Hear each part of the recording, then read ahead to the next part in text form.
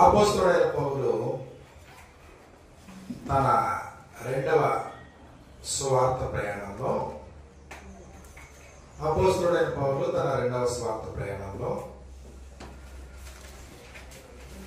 ఆయన తెస్సలోనికే ప్రాంతం నుంచి బెరేకి వచ్చాడు.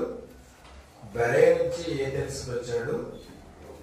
ఏథెన్స్ నుండి కొరింథుకు వచ్చాడు. కొరింథు నుంచి కెంక్రేకి వెళ్ళాడు. అక్కడ నుంచి ఎఫెస్కి వచ్చాడు. ఇక్కడ అకయ ప్రాంతం అన్నప్పటికీ ఒకటే ఏథెన్స్, 2 కొరింథు, 3 కెంక్రే. అయితే ఏథెన్స్ నుంచి కొరింథుకు వచ్చిన తర్వాత కొరింథు ప్రాంతానికి ఇటలీ నుంచి కొత్తగా వచ్చారు అకులా ప్రిస్కిల్లా. వృత్తికి పౌలు ఏ పని ఏదైతే చేస్తాడో అకులా ప్రిస్కిల్లా కూడా అదే పని చేస్తారు. వృత్తిని బట్టి కలిశారు. ఆత్మీయంగా ఒకే విశ్వాసంలో కొనసాగుతూ ఉన్నటువంటి వారు. అయితే అక్కడ కొరింథీ ప్రాంతంలో ఇటు యూదులు ఉన్నారు, అన్యజనులు కూడా ఉన్నారు. వారికి వీరికి సువార్త ప్రకటించారు. ఒక టైం వచ్చేటప్పటికి అపోస్తలుల కార్యాలు 18వ అధ్యాయంలో 5వ వచనంలో మనకి ఇలా రాయబడింది. శేలయు తిమోతియు మాసిదోనియా నుండి వచ్చినప్పుడు పౌలు వాక్యం బోధించేందు ఆతృత గలవాడే యేసే క్రీస్తుని యూదులకు దృఢముగా సాక్ష్యం ఇచ్చుచుండెను.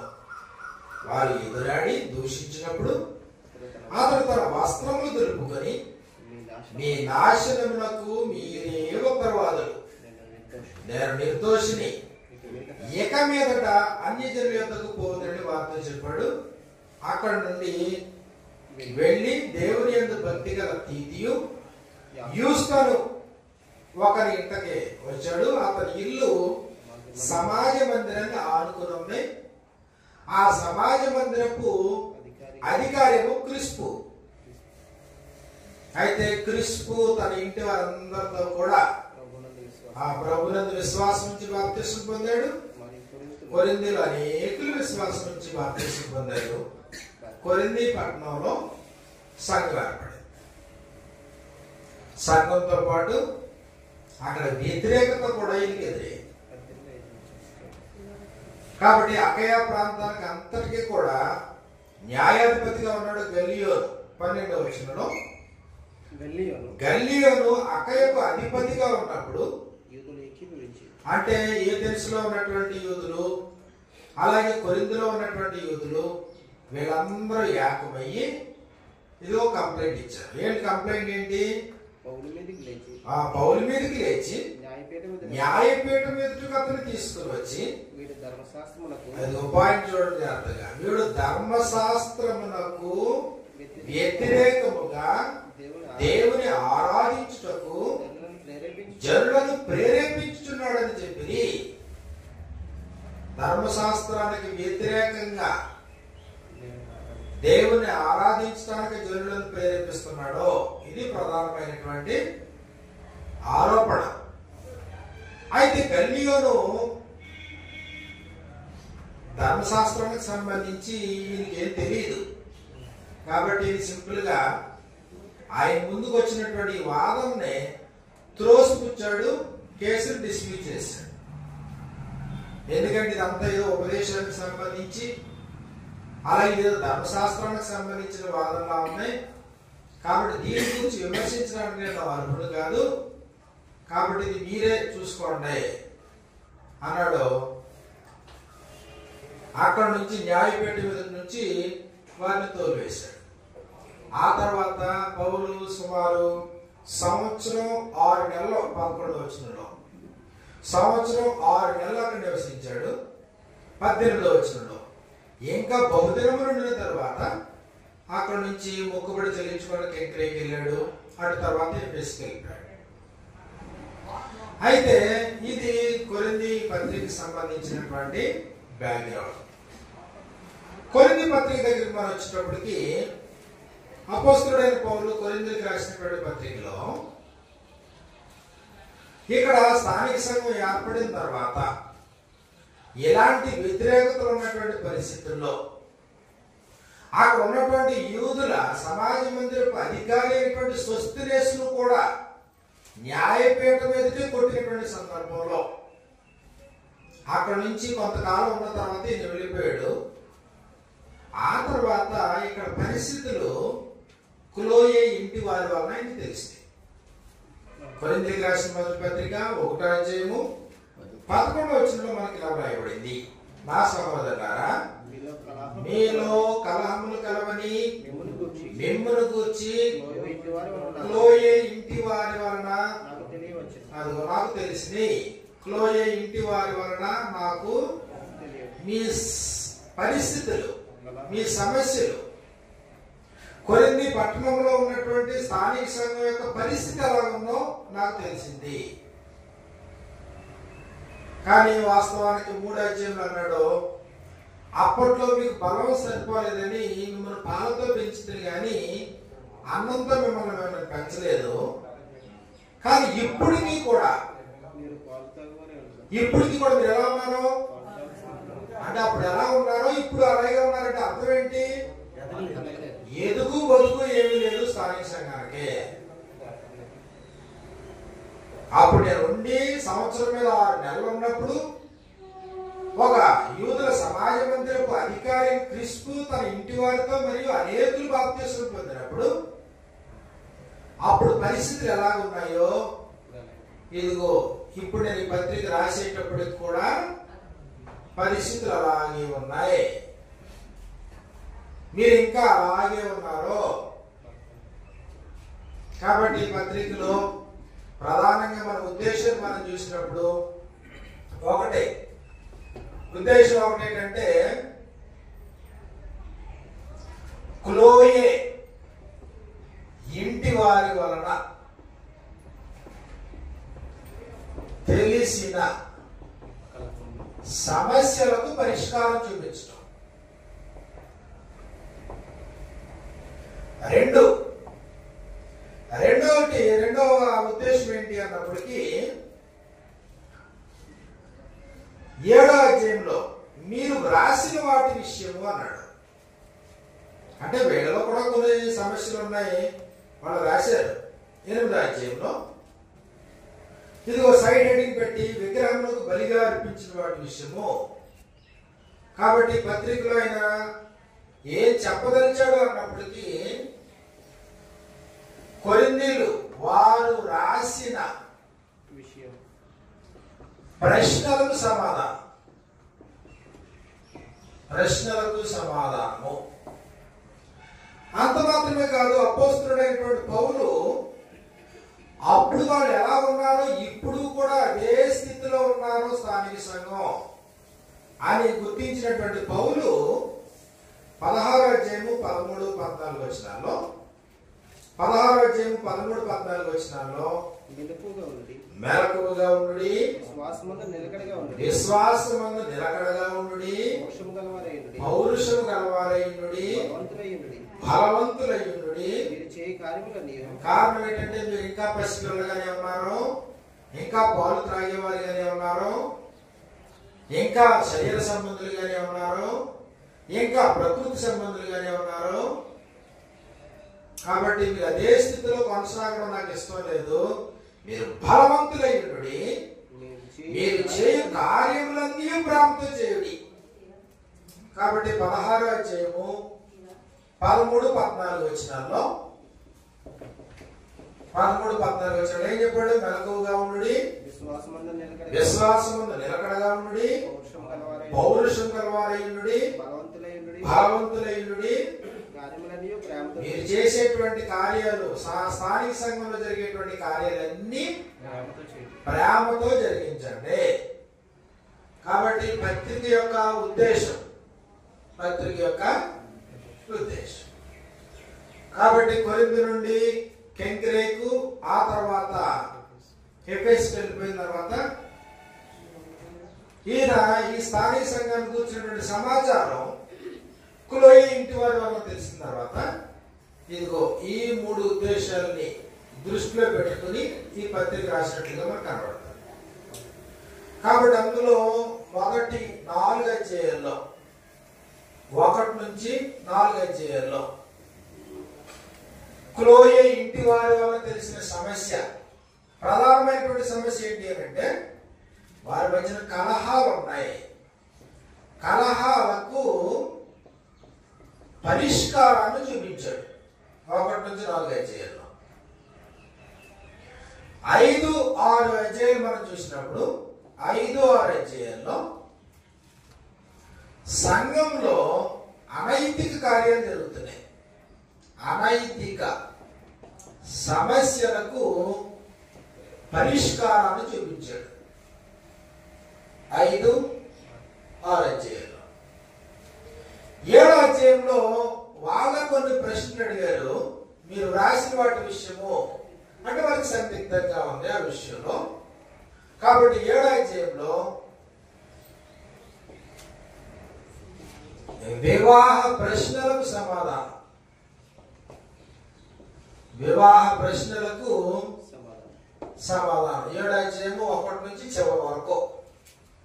అందులో క్రైస్తవ వివాహం దాని యొక్క ప్రాముఖ్యత, తర్వాత వివాహము, విడాకులు, తర్వాత ఒకవేళ వివాహం అయిపోయింది విశ్వాసి అవిశ్వాసి కాపురం చేస్తుంటే దానికి పరిష్కారం, ఆ తర్వాత ఒకవేళ కన్యకలుగా ఉంటే పెళ్లి కాని పురుషులుగా ఉంటే దాని పరిస్థితి, ఆ తర్వాత ఒకవేళ పెళ్లి అయిపోయిన తర్వాత చింతలు వర్రీస్ ఉంటే ఆ చింతలు లేకుండా ఉండడానికి పరిష్కారము, ఒకవేళ ఏ కుటుంబంలోనైనా తన బిడ్డకి ఈడు మించిపోతే, వయసు పెరిగిపోతే, పెళ్లి కాలేదు కానీ వయసు పెరిగిపోయింది, అలాంటి పరిస్థితుల్లో ఏం చేయాలనే దానికి పరిష్కారము, తర్వాత భార్యాభర్తల యొక్క బంధం ఇదిగో మృతి పొందేటంత వరకు, ఎవరో ఒకరు మృతి పొందేటంత వరకు అప్పుడు స్వతంత్రాలుగా ఉంటారనే సంగతిని, లేదు ఒకవేళ జీవిత భాగస్వామి మరణించిన తర్వాత ఇదిగో విధవరాల పరిస్థితి ఏంటి, తిరిగి పునర్వివాహం చేసుకోవడం కరెక్టా, అలాగే విధవరాలుగా ఉండిపోవడం కరెక్టా, ఇవన్నీ అన్ని రిలేటెడ్ మ్యారేజ్ సంబంధించి. అది 7 అధ్యాయంలో దాన్ని క్షుణ్ణంగా దాన్ని ఆయన తెలియజేయడం జరిగింది. 8వ అధ్యాయం నుండి 11వ అధ్యాయము 1 వరకు ఇక్కడ క్రైస్తవ స్వాతంత్ర్యం, క్రైస్తవ స్వాతంత్ర్యపు నియమాలు, అన్నిటి యందు స్వాతంత్ర్యం ఉంది అన్నాడు. కానీ క్షేమాభివృద్ధికరమైనవి మాత్రమే చెయ్యాలి. కాబట్టి 8వ అధ్యాయము, 9వ అధ్యాయము, 10వ అధ్యాయము, 11వ అధ్యాయము 1వ వచనంలో ఇదిగో నేను క్రీస్తు పోలి నడుచుకుని ఉన్న ప్రకారము మీరు నన్ను పోలి నడుచుకోండి అంటే ఆయన ఒక మాదిరి చూపించి అక్కడతో దాన్ని ముగించాడు. కాబట్టి ఇది కూడా బహుగా అపార్థమవుతూ ఉన్నటువంటి సంగతి. క్రైస్తవ స్వాతంత్ర్యాన్ని దుర్వినియోగం చేసుకునేటువంటి ప్రమాదం, క్రైస్తవ స్వాతంత్ర్యాన్ని సద్వినియోగం చేసుకునేటువంటి సదుపాయం. కాబట్టి క్రైస్తవ స్వాతంత్ర విషయంలో తీర్పు తీర్చేటువంటి ప్రమాదం. కాబట్టి ఈ సంగతులన్నీ కూడా అక్కడ దానికి చక్కగా క్షుణ్ణంగా పరిష్కారంగా దాని గురించి తెలియజేయడం జరిగింది. అప్పుడు 11వ అధ్యాయము 2వ వచనం నుండి 14వ అధ్యాయము 40వ వచనం వరకు చివరి వరకు ఆరాధన, క్రైస్తవ ఆరాధనకు సంబంధించిన క్రమాన్ని తెలియజేశాడు. క్రైస్తవ ఆరాధన అందులో సంఘంలో స్త్రీ ముసుగు, అలాగే సొంత ఆహారము, ప్రభు ఆహారము అంటే ఓన్ మీలు, అలాగే లార్డ్స్ మీలు, ప్రభాతి భోజనము, సొంత ఆహారానికి వచ్చి, అలాగే అందులో కృపావరాలను గురించి ఈ ఈ సంగతులన్నీ కూడా మనకి ఎన్నో అధ్యాయం వరకు 14 అధ్యాయం వరకు. ఆ తర్వాత కొరింథీయుల్లో కొంతమంది మృతుల పునరుద్ధానం నమ్మట్లేదు. అంటే అసలు విశ్వాసానికే బేస్ అది. క్రైస్తవ విశ్వాసానికే మూలమైనటువంటి మృతుల యొక్క పునరుద్ధానం వారు నమ్మట్లేదు. కాబట్టి 15వ అధ్యాయంలో 15వ అధ్యాయం 1 నుంచి 58వ వచనం వరకు మృతుల పునరుద్ధానము, మృతుల పునరుద్ధానానికి సంబంధించిన విషయాలు. 16వ అధ్యాయం మనం చూస్తే పరిశుద్ధుల కొరకు చందా, తర్వాత ముగింపు. ఈ విషయాల్ని కొరింథీయులకు రాసినటువంటి మొదటి పత్రికలో చాలా చక్కగా ప్రతిదాన్ని పరిష్కరిస్తూ, దీంతో పాటు అంటే బహుశా వీళ్ళు ఆత్మీయంగా ఇంకా పాలు తాగే దశలోనే ఉన్నారు. అంటే పాలు తాగే దశలో ఉన్నటువంటి ప్రతి స్థానిక సంఘం వారి ముందున్నటువంటి సమస్యల్ని ఆత్మ సంబంధమైన పరిష్కారం కోణంలో గ్రహించగలిగితే ఆత్మీయంగా బలవంతులయ్యేటువంటి అవకాశం ఉంది. కాబట్టి మొట్టమొదటి సమస్యలు మనం చూసుకుంటే వారి మధ్యన కలహాలు ఉన్నాయన్నాడు. ఎలా విడిపోయారు వీళ్ళు? 12వ వచనంలో కొరింథీయులకు రాసినటువంటి మొదటి పత్రిక 1వ అధ్యాయం 12వ వచనం. మీలో ఒకడు నేను పౌలు వాడను, నేను అపోలో వాడను, మరి ఒకడు నేను కేఫా వాడను, ఇంకొకడు నేను క్రీస్తు వాడని చెప్పుకొనుచున్నారని నా తాత్పర్యం. అంటే ఎన్ని భాగాలు విడిపోయారు? 4. ప్రభు సంఘం ఒకటే కదా, ఒకటిగానే ఉండాలి కదా. మొదటి అధ్యాయము చివరి ఏం చెప్పాడంటే 30వ వచనంలో, అయితే ఆయన మూలముగా మీరు క్రీస్తునందున్నారు. ఆ మాట అంటున్నాయి. సంఘము క్రీస్తునందున్నటువంటి వారు. 2వ అధ్యాయం 16వ వచనంలో, 2వ అధ్యాయంలో మళ్ళీ చివర ప్రభు మనస్సు ఎరిగి ఆయనకు బోధింపగలవాడెవడు? మనమైతే క్రీస్తు మనసు కలిగిన వారము. 1వ అధ్యాయం చివరేమో క్రీస్తునందు ఉన్నవారము, 2వ అధ్యాయం చివరేమో క్రీస్తు మనసు కలిగినటువంటి వారము. 3వ అధ్యాయం చివరి వచనంలో ఏం చెప్పాడు? మీరు క్రీస్తు వారు. అంటే ఇక్కడ you are belongs to Christ.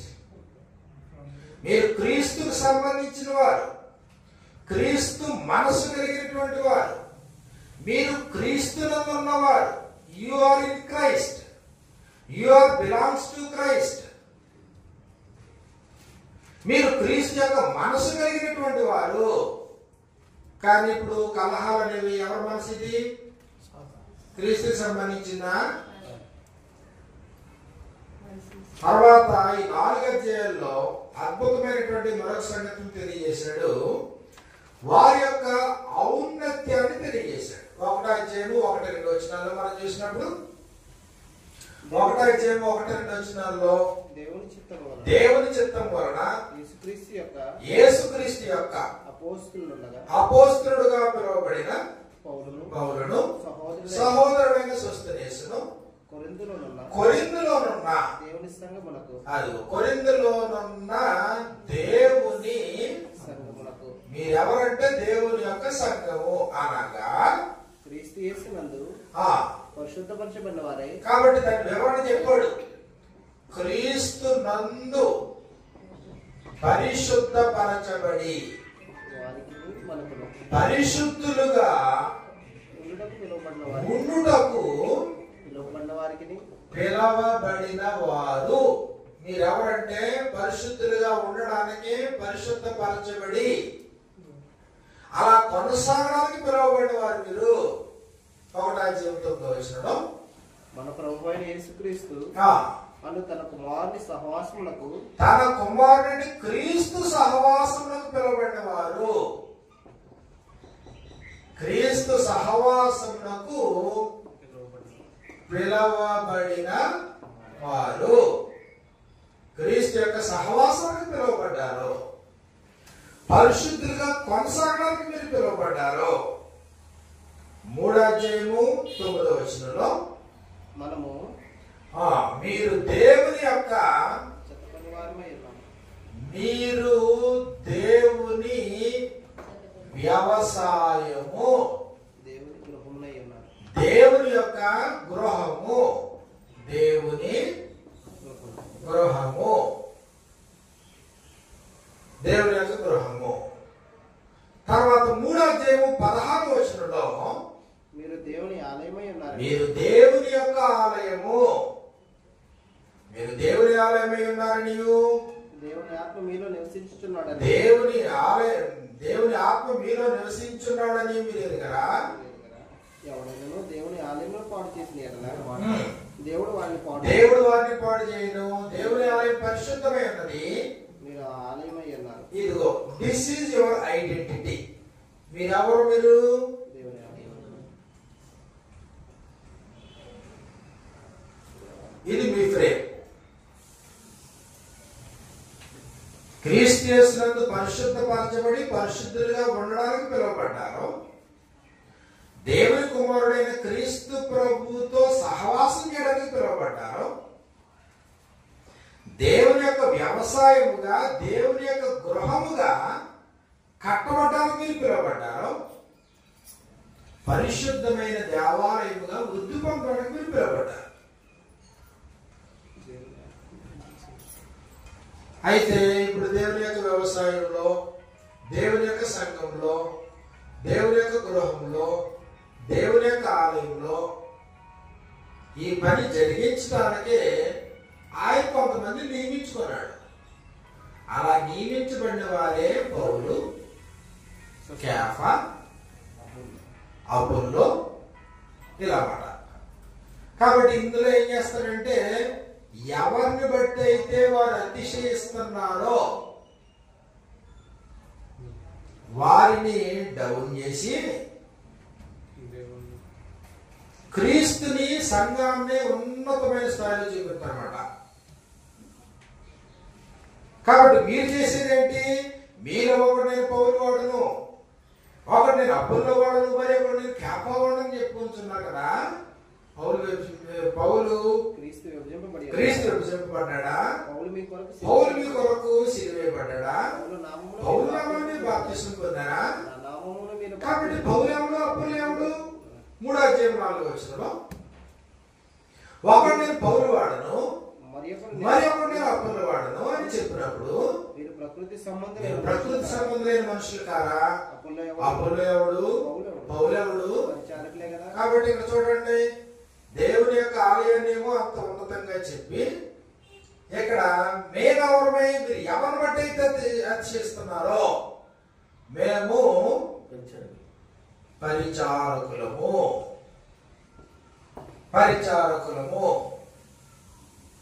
3వ అధ్యాయంలో మేము జీతగాళ్ళము అన్నాడు. కాబట్టి 6వ వచనం మనం చూస్తే, 6వ వచనం నాటి తిని అపోల్లో నీళ్లు నాటాడు ఒకడు, మరొక నీళ్లు పోసాడు, వృద్ధి కలిగజేసేవాడు దేవుడు. 8వ వచనంలో నాటువాడు, నీళ్లు పోయేవాడు ఒకటే. ప్రతివాడు తాను చేసిన కష్టం కొలది జీతం పుచ్చుకొను. ప్రతివాడు తాను చేసిన కష్టం కొలది జీతం పుచ్చుకొను. కాబట్టి మేము ఎవరు? మేము ఒకటి పరిచారకులము, 2 మేము ఎవరు? జీతగాళ్ళము. ప్రతివాడు తాను చేసిన కష్టము కొలది జీతం పుచ్చుకొను. మరి మీరు అసలు యజమాని విడిచిపెట్టేశారు, ప్రభువుని విడిచిపెట్టేశారు. మీరు ప్రభువారు, మీరు ప్రభువులో ఉన్నారు. మీరేమో ప్రభు మనసు కలిగినటువంటి వారు. మీరు ఆయన సంఘంలోకి పరిశుద్ధులు కొనసాగడానికి పిలువబడ్డారు. కానీ ఇప్పుడు మీరు ఎవరిని విడిస్తున్నారు? పనులన. యజమాని వదిలిపెట్టేసి పనులన. 4:1 మనం చూసినప్పుడు ఎలాగున క్రీస్తు సేవకులు మరియు మర్మముల విషయములలో మేము గృహ నిర్వాహకులు మరియు క్రీస్తు సేవకులము we are the servants of Christ. క్రీస్తు సేవకులము. ఇంకెవరు మేము? గృహ నిర్వాహకులు మరియు గృహ నిర్వాహకులము. గృహ నిర్వాహకులము అంటే మేనేజర్స్, వానర్స్ కాదు. గృహ నిర్వాహకుడు అయిన వాడు నమ్మకంగా పని కొనసాగించాలి. గృహ నిర్వాహకత్వం అంటేనే నమ్మకత్వం. నమ్మకత్వం ఉన్నవాడికి గృహ నిర్వాహకత్వం అప్పగించబడుతుంది. కాబట్టి మా పరిస్థితి ఏంటి? గృహ నిర్వాహకులము, సేవకులము, జీతగాళ్ళము, ఇదిగో మేము పరిచారకులము. కాబట్టి మీరు చేసేది మీకు అర్థమవుతుందా? అసలు వివేకంతోనే మీరు మనుషులను బట్టి డివైడ్ అయిపోతున్నారా? యజమాని విడిచిపెట్టేశారు. యజమాని మిమ్మల్ని ఎంత ఉన్నత స్థాయికి హెచ్చించాడనే పరిస్థితిని విడిచిపెట్టేశారు. ఎవరు వెంబడిస్తున్నారు? ప్రకృతి సంబంధమైన మనుషులు గారా? క్రీస్తులను ఇంకా పసిపెట్టలు గారా? నేను నాటాను, పుల్లు నీళ్లు పోసాడు, మా జీతం మేము పుచ్చుకుంటాం, మా జీతం మేము పుచ్చుకుని వెళ్ళిపోతాం. జీతగాళ్ళని వెంబడిస్తారా? జీతగాళ్ళని బట్టి కలహాలు పెట్టుకుంటారా? జీతగాళ్ళని బట్టి ఏకమైనటువంటి ప్రభు సంఘాన్ని మీరు విడదీస్తారా? వ్యక్తులు బట్టి మీరు రక్షిస్తారా అని వ్యక్తుల్ని చిన్నది చేశాడు. వ్యక్తి యొక్క జ్ఞానాన్ని కూడా తక్కువ చేసి చూపించాడు ఈ నాలెడ్జ్ చేయడంలో. అందుకే ఏమంటాడంటే ఈ జ్ఞాని ఏమయ్యను, శాస్త్రి ఏమయ్యను, ఈ లోకం తక్కువది ఏమయ్యను, ఆ మనిషి జ్ఞానం దేవుడు వెరితనముగా చేస్తున్నాడు కదా. దేని బట్టి వచ్చి ఉంటున్నా? జ్ఞానాన్ని బట్ట. మరి జ్ఞానాన్ని బట్టి అనుకుంటే పౌరునే నేను మీరు ఎదురు వచ్చాను కదా. ఎప్పుడైనా జ్ఞానాధ్యాయాన్ని ఉపయోగించానా? వాక్ చాతుర్యాన్ని ఉపయోగించానా? లేదే. కాబట్టి ఈ 4 అధ్యాయాల్లో కూడా చూడండి, 3:18 మనం చూసినప్పుడు 3:18 ఎవడును తన్ను తాను మోసపరుచుకొనకూడదు. మీలో ఎవడైనను ఈ లోకమందు తాను జ్ఞానిని అనుకుని ఎడలా జ్ఞాని అగినట్లు వెర్రివాడు కావాలను.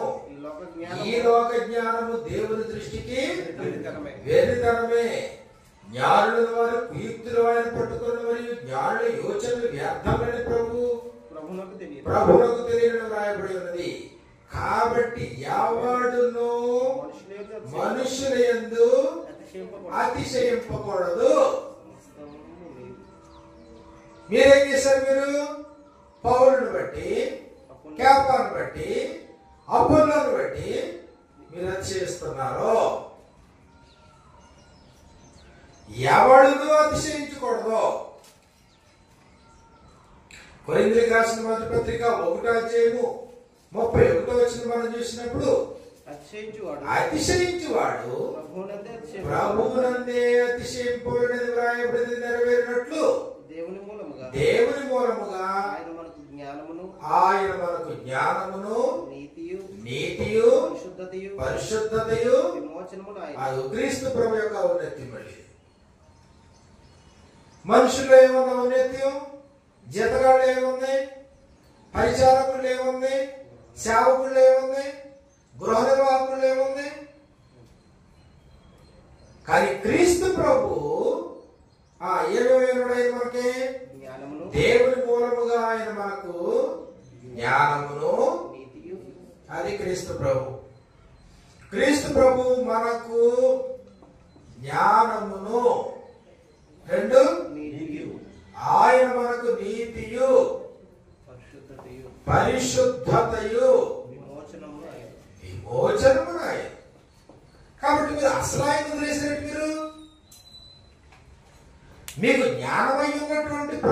వదిలేశారు. మీకు నీతి, పరిశుద్ధత, విమోచనమైనటువంటి ప్రభువుని విడిచిపెట్టారు. ఎవరిని బట్టి అతిశయిస్తున్నారు? వ్యక్తులు బట్ట, వ్యక్తుల జ్ఞానాన్ని బట్ట. మీరు మమ్ముని బట్టి మీరు ఏమనుకున్నారో తెలియదు, కానీ ఇదిగో మేమంటే ఇది అని ఎంతగా తగ్గించుకుని చెప్పాడు. చూడండి 4వ అధ్యాయంలో. 4వ అధ్యాయం మనం చూసినప్పుడు ఇదిగో 10వ వచనం నుండి, మేము క్రీస్తు నిమిత్తము వెర్రివారము, మీరు క్రీస్తునందు బుద్ధిమంతులు, మేము బలహీనులము, మీరు బలవంతులు, మీరు ఘనులు, మేము ఘనహీనులము, ఈ గడియ వరకు ఆకలి దప్పుకి కలవారము, దిగంబరులము, పిడిగుద్దులు తిరుగుచున్నాము, నిలువరమైన నివాసం లేక ఉన్నాము, స్వహస్తములతో పనిచేసి కష్టపడుచున్నాము, నిందింపబడి దీవించుచున్నాము, హింసింపబడి ఓర్చుకొనుచున్నాము, దూషింపబడి బతిమాలుకొనుచున్నాము. ఇక్కడ జాగ్రత్తగా గమనించండి. మేము లోకమునకు మురికిగాను, అందరికీ పెంటగాను, లోకమునకు మురికిగా, అందరికీ పెంటగా ఎప్పటి వరకు ఎంచబడుతూ ఉన్నాము. ప్రభుని విడిచిపెట్టి మమ్మల్ని వెంబడిస్తున్నారు. మీరు మనుషుని బట్టి చెప్తున్నారు. ఎందుకు? పౌలు నామాన్ని మీరు బాప్తిసం పొందారా? పౌలు మీ కొరకు ప్రాణం పెట్టాడా? అంటే యజమాని విడిచిపెట్టారు, విమోచనను విడిచిపెట్టారు, జ్ఞానములకు మూలమైన వాడిని విడిచిపెట్టారు, నీటికి కారకుడైనటువంటి వాడిని విడిచిపెట్టారు. ఎవరు వెంబడిస్తున్నారు? జీతగండ. తాను చేసిన కష్టము కొలది జీతం పుచ్చుకునేవాడ. వేయబడినది తప్ప మరి ఒక పునాది ఎవడును వేయగలడు. పునాది వేసినావు మరి? పౌలా, అపోలోనా, కేఫానా? అంటే క్రీస్తు మళ్ళీ ఎంత ఆధిక్యం చూపించాడు. మళ్ళీ వేయబడిన తప్ప మరి ఒక పునాది ఎవడు వేయగలడు? పునాది, ఆ పునాది వేసిన ఎవరు? క్రీస్తే. క్రీస్తే పునాది వేసాడు సంఘానికి. 3వ అధ్యాయంలో 3వ అధ్యాయం 10వ వచనం మనం చూసినప్పుడు, దేవుడు నాకు అనుగ్రహించిన కృప చొప్పున నేను నేర్పలేని శిల్పకారుని వలె పునాది వేసి తిని మరి ఒకడు దాని మీద కట్టుచు ఉన్నాడు. ప్రతివాడు దాని మీద ఎలా కట్టుచున్నాడో జాగ్రత్తగా చూసుకోవాలను. వేయబడినది తప్ప మరి ఒక పునాది ఎవడును వేయగలడు. ఈ పునాది యేసుక్రీస్తే. అది ఆయన గొప్పత. అప్పుడు ఆ పునాది మీద మేమేం చేస్తున్నాం? 12వ వచనం నుండి, ఎవడైనను ఈ పునాది మీద, ఎవడైనా ఇక్కడ అపోల్లో అయినా, పౌలైనా, కేఫా అయినా, లేకపోతే ఇంకెవరైనా, ఎవడైనా ఈ పునాది మీద బంగారంతో గాని, వెండితో గాని, వెలగల రాళ్లతో గాని, కర్ర, గడ్డి, కొయ్యగాలు మొదలైన వాటితో దీని మీద కడితే వాని పని కనబడుతుంది. ఆ దినము దాన్ని తేటపరుస్తుంది. అది అగ్ని చేత అది పరీక్షించబడుతుంది. అగ్ని ఏ పరీక్షించును?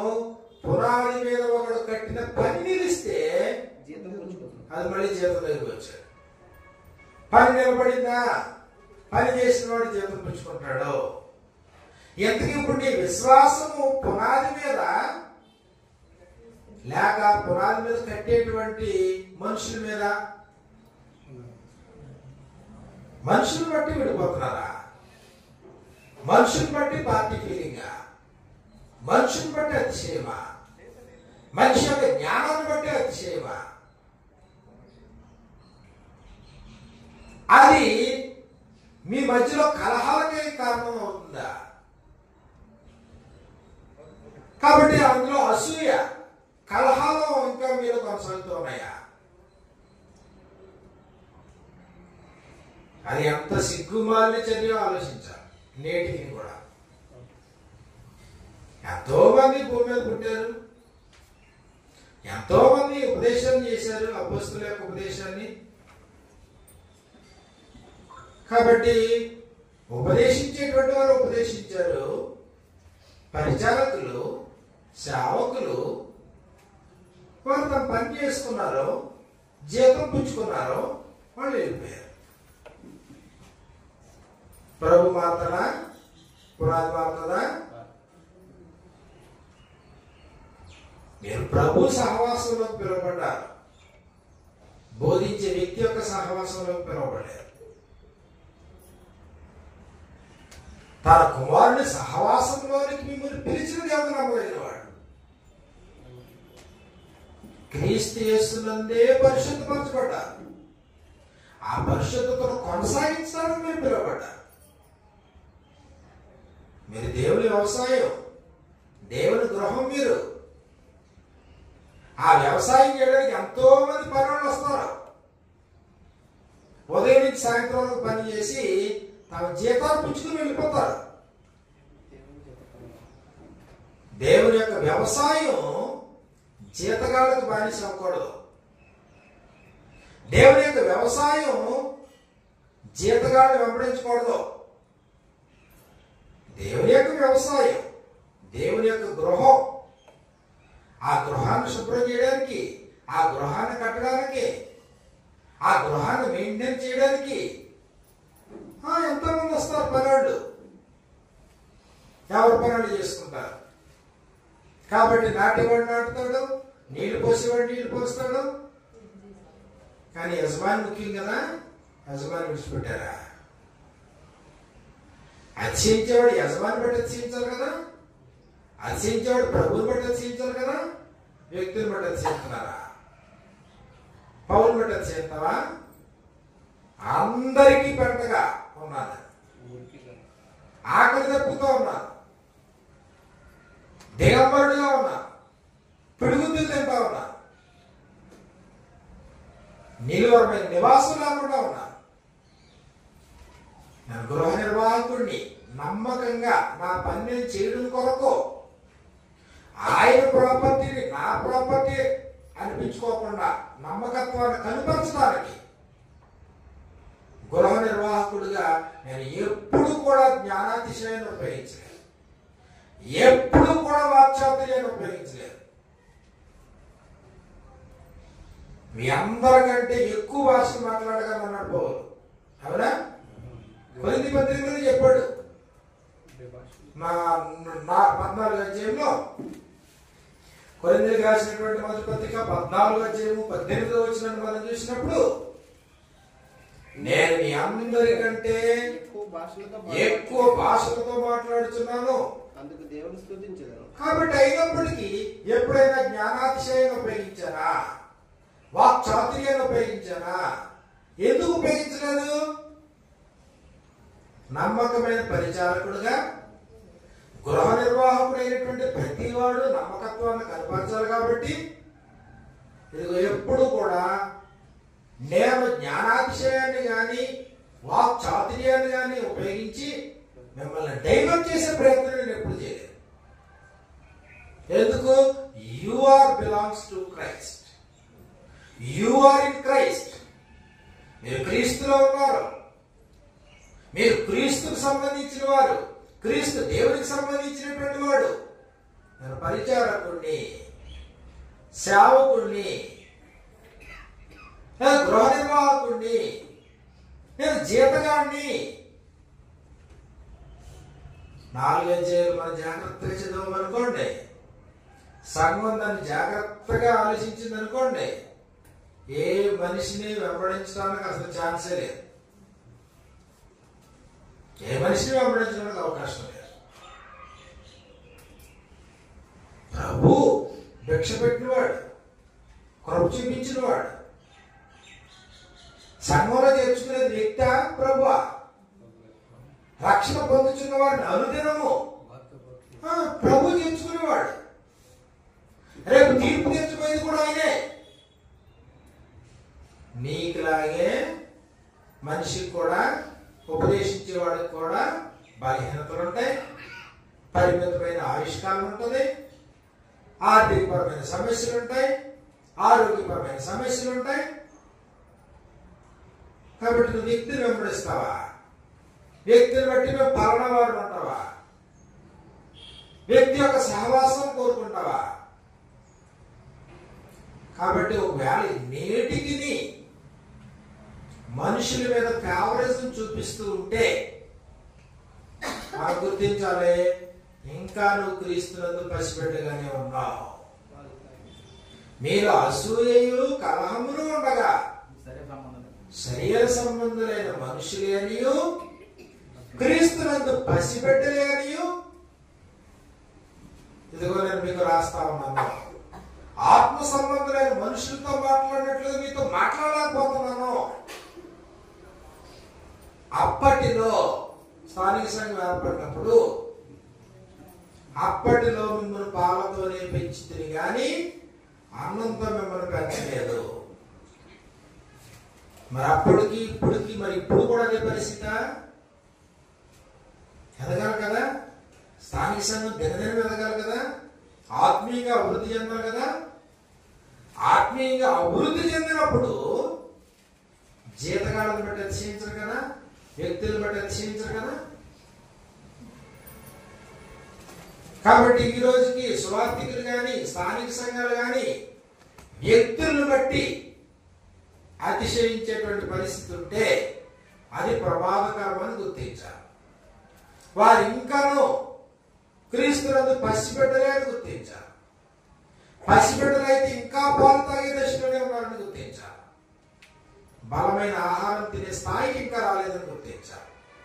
అది ప్రకృతి సంబంధమైన మనసును గుర్తించాలి, శరీర సంబంధులను గుర్తించాలి. దానివల్లే కలహాలకే అది మూలమని గుర్తించాలి, అసూయకి అది కారణమని గుర్తించాలి. కాబట్టి అద్భుతంగా క్లోయే ఇంటి వారి వలన ఇదిగో క్లోయే ఇంటి వారి వలన ఏం తెలిసింది? మీలో కలహములు కలవని. వ్యక్తులను బట్టి, పరిశుద్ధంగా జీవించడానికి ముందుకు వచ్చిన వ్యక్తులను బట్టి మీలో కలహాలు. మమ్మల్ని చూచి లేఖనంలో ఎందుకు రాసిన సంగతులు మీరు అతిక్రమింపకూడదని మీరు నేర్చుకోవాలా? మేము ఇంత నిబద్ధతతో మేము బ్రతుకుతున్నాం, మేమేమో ఇంత ఖచ్చితంగా లేఖనం లేదు ఎవరినో అతిక్రమించుకున్నట్లుగా మేము బ్రతుకుతున్నాం, మాదిరి చూపించడం మేము బ్రతుకుతున్నాం, మమ్మల్ని మేము తగ్గించుకుని మేము బ్రతుకుతున్నాం. మీరు తలుపులేంటి? మమ్మల్ని బట్టి చెందారా? కాబట్టి మొదటి 4 అధ్యాయాల్లో కూడా వారి మధ్యన ఉన్నటువంటి కలహాలకి పరిష్కారాన్ని చక్కగా అపోస్తలుడైన పౌలు అది చూపించాడు. పరిష్కారం. కాబట్టి అప్పుడు మొదటి 4 అధ్యాయాల్లో ఇది ప్రభు సంఘం, ప్రభు యొక్క సంఘం యొక్క స్థితి. ఇది ఈ ఉద్దేశం. ఇది ప్రభు సంఘం 4 అధ్యాయాల్లో చూపించింది. మిగిలిన పత్రికలన్నీ అనేక సంగతులు ఉన్నాయి. మీరు దేవుని ఆలయము, దేవుని ఆత్మ మీలో నివసించున్నాడని మీరు ఎరుగరా? ఎవడైనా దేవుని ఆలయాన్ని పాడు చేస్తే దేవుడు వాడిని పాడు చేస్తున్నాడో? దేవుని ఆలయము పరిశుద్ధమైంది, మీరే ఆ ఆలయము. అప్పుడు ఇది ఎవరి గురించి చెప్పాడు అంతానే? ఎవరిని కూర్చి అయితే మీరు అతిశయిస్తున్నారో ఆ పౌలు, ఆ అపోల్లో, ఆ కేఫా, ఇదిగో వీళ్ళ పరిస్థితి ఇది. కాబట్టి ఎవరినైతే మీరు నిర్లక్ష్యం చేస్తున్నారో, మీరు క్రీస్తునందు ఉన్నారో, క్రీస్తు మనసు కలిగినటువంటి వారు. మూడోది క్రీస్తు వారిగా ఉన్నారు. క్రీస్తు వారిగా మీరు ఉన్నారు. You are belongs to Christ. ఆయనే మనకు జ్ఞానము, నీతి, పరిశుద్ధత, విమోచనము. ఆయన కాబట్టి ఇది ఎవరి గురించి చెప్పబడింది? క్రీస్తు, క్రీస్తు యొక్క ఔన్నత్యం. కాబట్టి అప్పుడు మీరు క్రీస్తు వైపు ఉంటారా, వ్యక్తి వైపు ఉంటారా నిర్ణయించుకోండి. క్రీస్తేనా ముఖ్యం, వ్యక్తులా? వ్యక్తి వేళ కనబడతాడు, రేపు మాయమైపోతాడు. వ్యక్తి పరిమితమైన ఆయుష్ కలిగిన వాడు, వ్యక్తి నికరం కాదు. ఎంతో మంది వస్తారు, ఎంతో మంది పోతారు. ఉపదేశకులు 10,000 మంది అన్నాడు చూడండి అన్నమాట. 4వ అధ్యాయంలో కొరింథీయులకు రాసిన మొదటి పత్రిక 4వ అధ్యాయము 15-16 వచనాల్లో క్రీస్తునందు మీకు ఉపదేశకులు 10,000 మంది ఉన్నను, అనేకులు లేరు. అది ఉపదేశకులు 10,000 మంది ఉన్నను. ఉపదేశకులు ఉంటారు ఎంతమంది అయినండి. ఎవరిని బట్టి విడిపోతావు నువ్వు? పొరపాటు కదా. ఉపదేశించేవాడు కాస్త నీకంటే కొద్దిగా ఎక్కువ చదువు ఉండొచ్చేమో బైబిల్ని, లేకపోతే దేవుని యొక్క భావాన్ని నీకు వ్యక్తపరచడంలో కాస్త అనుభవం ఉన్నవాడు అయి ఉండొచ్చేమో కదా. ఇది ఎవరి సొంతం కాదు కదా. ఇది వ్యక్తిని బట్టి విడిపోవడమా, అందున క్రీస్తు ప్రభు సంఘంలో విడిపోవడమా. కొరింథీ పట్టణానికి వెళ్ళి సంవత్సరాల పాటు ఆయన పనిచేసి అక్కడ తీవ్రమైనటువంటి వ్యతిరేకత అనిపించినటువంటి పౌలు అక్కడ చక్కగా స్థానిక సంఘాన్ని ఏర్పాటు చేసుకొస్తే అదిగో నాటాను. ఆ తర్వాత అప్పుల్లో వచ్చాడు. ఆ అప్పుల్లోకి ఏమో అప్పుల ప్రిస్కెల్లా మరీ వివరంగా వాక్యం చెప్పారు. అప్పుల్లో వచ్చాడు, నీళ్లు పోస్తున్నాడు. నేను వచ్చాను, నాటాను అంటే ఒక తర్వాత ఇంకొకరు వచ్చారు. ఒకట ఇక్కడ కాదు, 10,000 మంది రావచ్చు. ఇంకో వస్తే ఎంతమంది అయినా ఉండొచ్చు. ఉపదేశకులు, ఉపదేశకులను బట్టి మీరే విభజనలా. కాబట్టి అది ఎట్టి పరిస్థితుల్లోనూ స్థానిక సంఘానికి శ్రేయస్కరం కాదు. ఐక్యతను కోరుకునేటువంటి ప్రభు మనందరినీ ఆయనతో అంటికట్టాడు. నిజమైన ద్రాక్షావల్లిని వ్యక్తులతో కాదు, ప్రభువుతో, ప్రభు దేవునితో. 4వ అధ్యాయం చివరి మనం చూసినప్పుడు 21వ వచనం నుండి కాబట్టి ఎవడును మనుషుల యందు 3వ అధ్యాయం 21 కాబట్టి ఎవడును మనుషుల యందు అతిశయింపకూడదు. సమస్తమును మీరి అపోల్లోనైనను పౌలైనను అపోల్లోనైనను కేఫాయనను లోకమైనను జీవమైనను మరణమైనను ప్రస్తుతమున్నమైనను రాబోవినమైనను సమస్తమును మీవి. సమస్తమును మీవైతే మీరేమో క్రీస్తు వారు, ఆ క్రీస్తేమో దేవుడు వారు. కాబట్టి ఇందులో అపోల్లో గాని కేఫా గాని పౌలు గాని సమస్తమును మీకు, మీ కొరకు, మీ కొరకు పరిచర్య చేయడానికే వారు, మీకు సేవ చేయడానికే వారు, మిమ్మల్ని కట్టడానికే వారు. వారికంటే మీరు గొప్ప, మీకంటే వారు గొప్ప. వారు మీకోసం ఉంటే మీరెవరి కోసం? క్రీస్తు కోసం. అంటే వారు చేసేటువంటి పని అంతా, వారు చేసేటువంటి సేవ అంతా, వారి పరిచర్య అంతా మిమ్మల్ని వారికి దగ్గర చేయాలా, ప్రభువుకి దగ్గర చేయాలా? అదేనా జరుగుతుంది.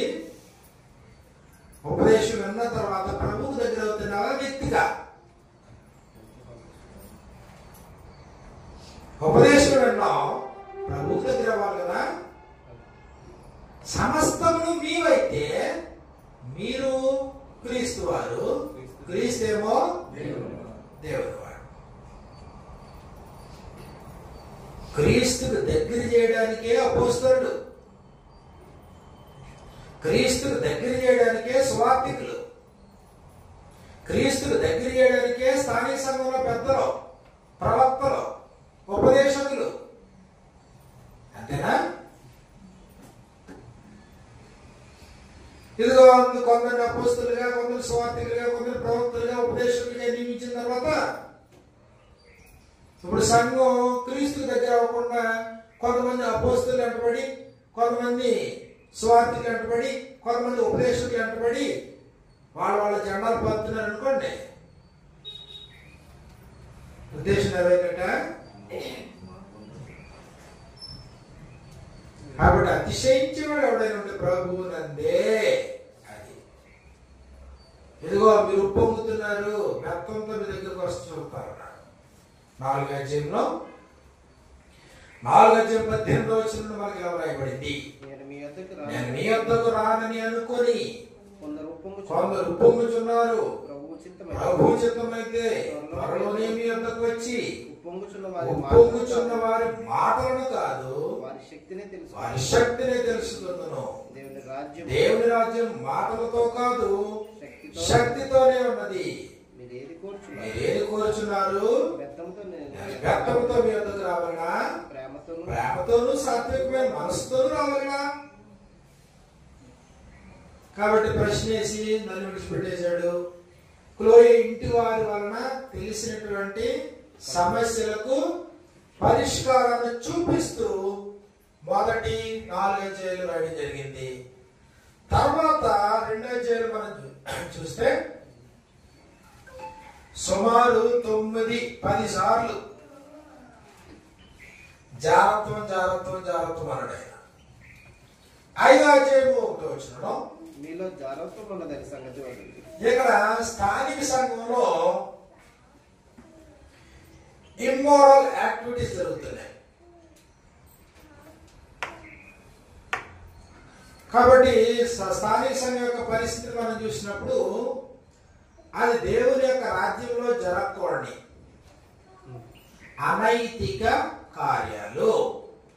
అనైతిక కార్యాల్లో నెంబర్ 1 జారత్వము. నెంబర్ 2 జారత్వం జరుగుతూ ఉన్న స్థానిక సంఘానికి చలనం లేదు, ఉప్పొంగుతున్నారు అన్నాడు. జరగకూడదు. అలాగా జారత్వం జరుగుతుంటే మరి మిగిలిన ఏం చేస్తున్నట్టు? మరి దాని గురించి చర్య తీసుకోవాలి కదా, ఆ వ్యక్తిని మళ్ళీ సమాజంలో నడిపించాలి కదా, గద్దించాలి, బుద్ధి చెప్పాలి కదా. కానీ వీళ్ళు ఏం చేస్తున్నారు? మరి అది అనైతిక కార్యమేనా? అనైతిక కార్యం 2 జాగ్రత్తలు జరుగుతూ ఉన్నా, పబ్లిక్ గా జరుగుతూ ఉన్నా మీరు పొంగుచున్నారే గాని అది దుఃఖపడతలేదు అలాంటి వారి విషయంలో. తర్వాత 3వది అనైతిక కార్యం ఏంటంటే ఒకరి మీద ఒకరికి వ్యాజ్యాలు ఉన్నాయి. ఒకరి మీద ఒకరికి వ్యాజ్యాలు. స్థానిక సంఘంలో వ్యాజ్యాలు, పరిశుద్ధుని మీద వ్యతిరేకంగా పరిశుద్ధునికి స్థానిక సంఘంలోనే. కాబట్టి 3వ అనైతిక కార్యము వ్యాజ్యాలు. ఈ వ్యాజ్యాలు జరుగుతున్నప్పుడు స్థానిక సంఘం ఏం చేస్తున్నట్టు? వ్యాజ్యములు తీర్చగల బుద్ధిమంతుడు మీరు ఒకడైనా లేడా? దేవలోకలకు తీర్పు తీర్చగలిగిన స్థాయి, లోకాలకు తీర్పు తీర్చగలిగిన స్థాయి మీలో ఉండి మిక్కిలి అల్పమైన సంగతి కదా ఇది. బుద్ధిమంతుడు ఒకడైనా లేడా? కాబట్టి అక్కడ వ్యాజ్యాలు సహోదరునికి వ్యతిరేకంగా సహోదరులు జరుగుతూ ఉంటే ఇక్కడ తగ్గు తీసుకెళ్లి ఎవరి ముందు పెట్టారంట? లోకస్తుల ముందు పెట్టారన్నాడు. కాబట్టి పరిశుద్ధులు లోకములకు తీర్పు తీర్చుతారు మీరు ఎరగరా? మీ వలన లోకములకు తీర్పు జరగవలసి ఉండగా మీకు అల్పమైన సంగతుల గురించి తీర్పు తీర్చడం మీకు యోగ్యత లేదా? కాబట్టి ఈ జీవన సంబంధమైన వ్యాజ్యములు మీకు కలిగిన యెడల వాటిని తీర్చుటకు సంఘములో తృణీకరింపబడిన వారు మీరు కూర్చోబెట్టుదురా? మీకు సిగ్గు రావాలని చెప్పుచున్నాను. ఏమి తన సహోదరు మధ్యన వ్యాజ్యం తీర్చగల బుద్ధిమంతులు మీరు ఒకడైనా లేడా? ఇది ఎప్పటికే కేవలం లోపము. తర్వాత అనైతిక కార్యం ఏంటంటే అన్యాయస్తులు. అన్యాయం చేసేవాడుకో అన్యాయం చేసి నువ్వే లాభం పొందుతావు? నువ్వు అన్యాయంగా నువ్వు చేసి నువ్వే లాభం పొందగలవు? దేవుని రాజ్యానికి వారసత్వం కోల్పోతాడు అంతే. అన్యాయస్తులు దేవుని యొక్క రాజ్యములకు వారసులు కాగలరని మీకు తెలియదా? మోసపోవద్దు. స్థానిక సంఘంలో కూడా అనైతిక కార్యాలు జరుగుతూ ఉంటే, స్థానిక సంఘం దాన్ని బట్టి ఉప్పొంగుతూ ఉంటే, వ్యాజ్యాలు ఉన్నా బట్టి పడినట్టుంటే, జాగ్రత్తం ఉన్నా బట్టి పడినట్టుగా ఉంటే, అన్యాయస్తులు ఉన్నా బట్టి పడినట్టుగా ఉంటే మోసపోవద్దు. జారులైనను, విగ్రహారాధికులైనను, వ్యభిచారులైనను, ఆడగితనం గల వారైనను, పురుష సంయోగులైనను, దొంగలైనను, లోపులైనను, త్రాగుబోతులైనను, దోషకులైనను, దోచుకుని వారైనను దేవుని రాజ్యమునకు వారసులు కార్యాలు. అనైతిక కార్యాలు స్థానిక సంఘంలో జరుగుతుంటే అసలు దేవుని రాజ్యానికి నువ్వు వారసులు కాదు. చూసుకో, మోసపోవద్దు. జాగ్రత్తం జరుగుతూ ఉన్న స్థానిక సంఘంలో జాగ్రత్తం జారుడితో సాంగత్యం చేయొద్దని చెప్పాను నేను. మీకు పట్టలేదా? జారుడితో సాంగత్యం చేయొద్దని ఒక పత్రిక రాశాను ప్రత్యేకంగా మీకు. 5:9 జారుడితో సాంగత్యం చేయొద్దని నా పత్రికలో మీకు రాసి ఉంటుంది. 6:18 జాగ్రత్తమునకు దూరంగా పారిపోబడి మనుషులు చేయు ప్రతి పాపమును దేహానికి వెలపలన్నది కానీ జాగ్రత్తము జరిగించేవాడు సొంత శరీరమునకు హానికరంగా పాపం చేయుచున్నాడు. 13 6:13 భోజన పదార్థం దేహము జాగ్రత్తము నిమిత్తము కాదు, దేహము ప్రభు నిమిత్తమే, ప్రభు దేహం నిమిత్తమే. 19 మీ దేహము దేవుని వల్ల మీకు అనుగ్రహింపబడి మీలో ఉన్న పరిశుద్ధాత్మకు ఆలయమై ఉన్నదని మీరు ఎరగరా? మీరు మీ సొత్తు కారు. నా శరీరం, నా ఇష్టం, నా ఇష్టానుసారంగా దీన్ని ఉపయోగించుకుంటారంటే కుదరదు. మీ దేహము దేవుని వల్ల మీకు అనుగ్రహించబడింది. దేహము జాగ్రత్త నిమిత్తం కాదు, దేహము ప్రభు నిమిత్తము. కాబట్టి దేహములతో దేవుని మహిమపరచండి. దేహంతో జాగ్రత్త జరిగించడం కాదు, జాగ్రత్త జరిగించే వారితో సహవాసం చేయడం కాదు. ఇదిగో 11 ఇప్పుడైతే సహోదరుడు అనబడిన వాడు ఎవడైనను, 5:11 సహోదరుడు అనబడిన వాడు ఎవడైనను జారుడు గాని, లోబి గాని, విగ్రహారాధికుడు గాని, తిండిపోతు గాని, త్రాగుబోతు గాని, దోచుకున్నవాడు గాని అట్టివాడితో సాంగత్యం చేయకూడదు. వద్దు, అట్టివాడితో భుజించొద్దు. కాబట్టి 5-6 అధ్యాయాల్లో సంఘంలో జరుగుతూ ఉన్న అనైతిక కార్యాలు, జాగ్రత్తలు ఉన్నాయి, జాగ్రత్తలు సపోర్ట్ చేసే మనుషులు ఉన్నారు, వ్యాజ్యం ఉంది, వ్యాజ్యాన్ని పరిష్కరించేటువంటి బుద్ధిమంతులు మీరు ఒకడు కూడా లేకుండా దీన్ని అనీతి మంత్రులు ఎదురు తగులాడుకుంటా ఉన్నారు. కాబట్టి అంతకంటే అన్యాయం సహించడం మీకు మేలు కదా, దానికంటే మీ సొత్తులను అపహారపు పండించడం మీకు మేలు కదా. లేదు అన్యాయం అంటావా? అన్యాయస్తుడు దేవుని రాజ్యానికి వారసు కాకుండా పోతాడు. మరి దేహం ఉంది అంటావా? నీ కడుపు భోజనం కొరకు ఉంది, భోజనం కడుపు కొరకు ఉంది. నీ దేహము క్రీస్తు కొరకు ఉంది, క్రీస్తు దేహం కొరకు ఉన్నాడు. క్రీస్తు యొక్క అవయవాలు తీసుకుని వేశ్య యొక్క అవయవాలుగా చేస్తావా? అదంత మాత్రమును తాగదు. ఎంత అద్భుతంగా చెప్పాడండి. దేహం యొక్క విలువేంటో, దేవుని వల్ల నీకు అనుగ్రహింపబడిన దేహంలో పరిశుద్ధాత్మ నివసించడానికి దేవుడు ఎందుకు నీకు దేహాన్ని అనుగ్రహించాడో ఈ దేహంతో దేవుని ఎలా మహింపరచాలో, ఈ దేహాన్ని ఎలా వాడుకోకూడదో, దేహాన్ని అనైతిక కార్యాలకి వాడేవాడితో స్నేహం ఎలా చేయకుండా ఉండాలో చెప్పాడు చక్కగా. కాబట్టి స్థానిక సంఘంలో జరుగుతున్న అనైతిక కార్యాలు, వాటి పరిష్కారం ఎంత ఖండించాడు జాగ్రత్తల గురించి. బైబిల్ అంతా మనం తిరగట్లేదు, కనీసం అధ్యాయంలో మనం చూస్తే జాగ్రత్తలకు పరిష్కారం ఉందా, వ్యాజ్యాలకు పరిష్కారం ఉందా, సహవాసాలకు పరిష్కారం ఉందా, దేవుడి రాజ్యానికి హక్కుదారులు కాని వారికి పరిష్కారం ఉందా. ఆ తర్వాత వచ్చిన చూడండి, మీలో కొందరు అట్టివారై ఉంటిరి గాని, ఎట్టివారు దేవుని యొక్క రాజ్యమునకు వారసులు కానట్టుగా ఉంటిరి గాని. 11 వచ్చిన 6:11 మీలో కొందరు అట్టివారై ఉంటిరి గాని ప్రభు అయిన యేసుక్రీస్తు నామములను మన దేవుని ఆత్మయందును అది మీరు కడగబడి పరిశుద్ధపరచబడి నీతిమంతులుగా తీర్చబడినవారు. ఒకప్పుడు మీ బతుకాలంటే, కానీ ఆత్మయందు ఆయన మిమ్మల్ని ఆకర్షించాడు కదా, కడగబడ్డారు కదా, పరిశుద్ధపరచబడ్డారు కదా, నీతిమంతులుగా తీర్చబడ్డారు కదా. ఇప్పుడు పరిశుద్ధతను కొనసాగించొద్దా, నీతిమంతులను కొనసాగించొద్దా? కడగబడిన పంది మరలా పొగలో పొందినట్లుగా మళ్ళీ వెనకపోతారా? దేహము పరిశుద్ధాత్మక ఆలయము, దేహము జాగ్రత్త నిమిత్తం కాదు. మిగిలిన అన్ని పాపాలు దేహానికి వెలుపల జరుగుతూ ఉన్నాయి. జాగ్రత్తలు జరిగించేవాడు సొంత శరీరంలో హానికరంగా పాపం చేస్తున్నాడు.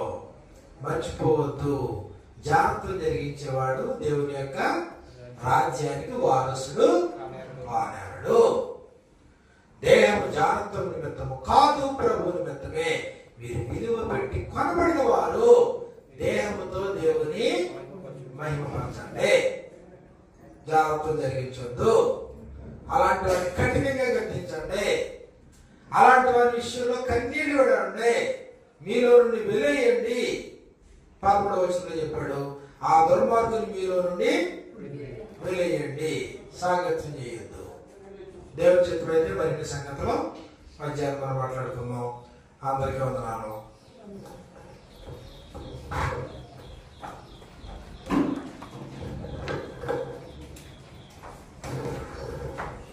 ఓపికగా ఉన్న మీ అందరికీ హృదయపూర్వక వందనాలు. చక్కగా అందరూ